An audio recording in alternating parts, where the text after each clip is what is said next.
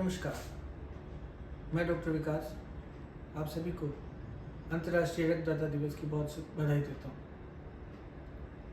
और सैल्यूट करता हूँ उन रक्तवीरों को जो अपने रक्त की एक एक बूंद से अनेक जीवन बचाते हैं। आज कार्ल लैंडस्टीनर के जन्मदिवस के उपलक्ष्य में जिन्होंने ब्लड ग्रुप की खोज की थी, हम आज ये रक्तदाता दिवस मनाते हैं। जहाँ तक रक्तदान की बात है, बहुत ही नेक कार्य है और इसमें 18 से 60 वर्ष के बीच का कोई भी व्यक्ति, महिला या पुरुष, रक्तदान कर सकता है। भारत में स्वैच्छिक रक्तदान करीब 30 व्यक्ति प्रति 1000 व्यक्ति की दर से किया जाता है। इसे और बढ़ाया जा सकता है हम सबके सहयोग से। विश्व के कुछ देशों में ये अनुपात अधिक भी है। हमारे देश की बात करें तो युवा वर्ग में अभी इसका और प्रचार प्रसार किया जाए तो निश्चित रूप से हमें और अधिक वॉलंटियर और सेफ डोनर्स मिल सकता है। रक्तदान एक बहुत छोटा सा प्रोसीजर है जिसमें 15 से 20 मिनट लगते हैं और सामान्यतया कोई भी व्यक्ति रक्तदान कर सकता है। रक्तदान से पहले कुछ बेसिक टेस्ट किए जाते हैं, कुछ बीमारियों के बारे में पूछा जाता है, जिसमें कोई इन्फेक्शियस डिजीजेज, बुखार, खांसी, टीबी, एड्स, हेपेटाइटिस आदि प्रमुख है। इसके अलावा रिसेंट में कोई सर्जरी नहीं कराई हुई होनी चाहिए, कहीं टैटूज नहीं बनवाए होने चाहिए, कहीं कर्ण छेदन नहीं करवाया होना चाहिए। इसके अलावा वैक्सीन्स लगाने के बाद भी कुछ महीनों तक ब्लड डोनेट नहीं करना होता है। अनकंट्रोल डायबिटीज़ में भी ब्लड डोनेशन अवॉइड किया जाता है। गर्भवती महिलाएं, ब्रेस्ट फीड कराने वाली महिलाओं के लिए भी ब्लड डोनेशन उपयुक्त नहीं है। इन सभी बीमारियों के अलावा, इन सभी कंडीशंस के अलावा 18 से 60 वर्ष तक की आयु में कोई भी रक्तदान कर सकता है। हमारी सरकार स्वैच्छिक रक्तदान, सुरक्षित रक्तदान और जिस रक्तदान में पैसे का कोई लेन देन ना हो, अनपेड ब्लड डोनेशन को प्रमोट करती है, उसको संरक्षण देती है और उसको प्रोत्साहित भी करती है। हमारे जितने भी अस्पताल हैं वहाँ पे ब्लड बैंक की सुविधा उपलब्ध है। वहाँ पे आप जाके अपना रक्तदान कर सकते हैं, आप अपने टेस्ट करा सकते हैं और जीवन बचाने के इस अभियान में भागीदार बन सकते हैं। रक्त जो दाता होता है, जो रक्तदान करता है, उसे भी अनेक इससे लाभ मिलते हैं। उसके शरीर में नए रुधिर का निर्माण होता है,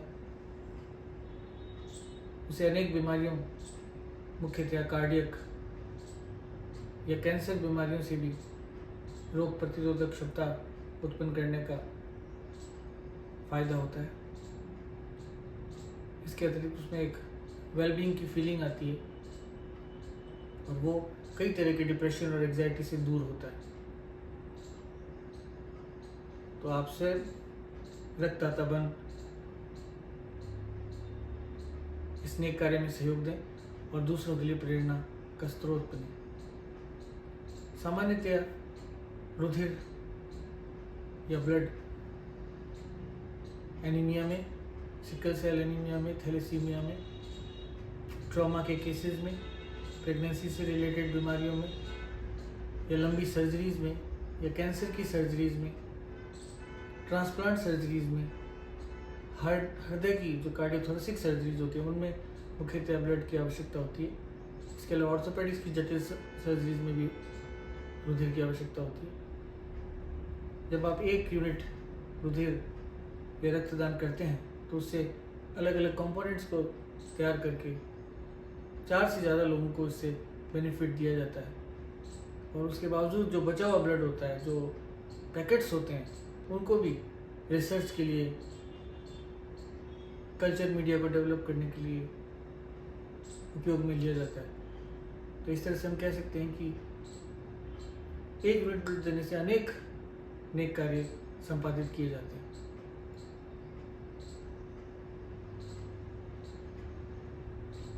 एक बार यदि आपने ब्लड दे दिया है तो पुनः ब्लड देने के लिए आपको 3 महीने का इंतज़ार करना पड़ता है पुरुषों में, और महिलाओं में ये अवधि 4 माह तय की गई है।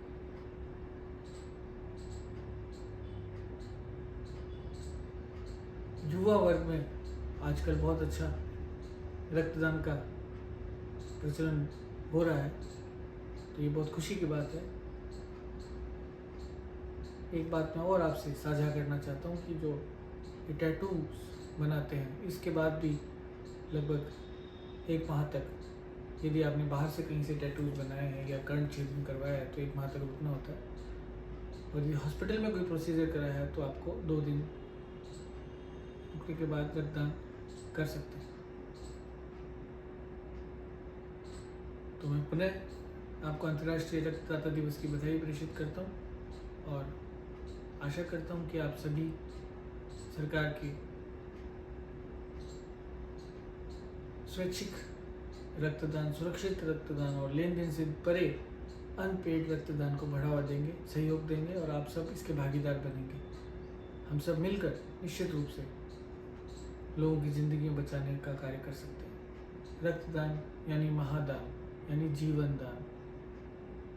आपकी एक बूंद कितने लोगों के काम आती है, कितने के परिवारों में खुशियाँ बांटती है। अतः आपसे निवेदन है कि आप सब रक्तदान करें और जीवन बचाएं। धन्यवाद।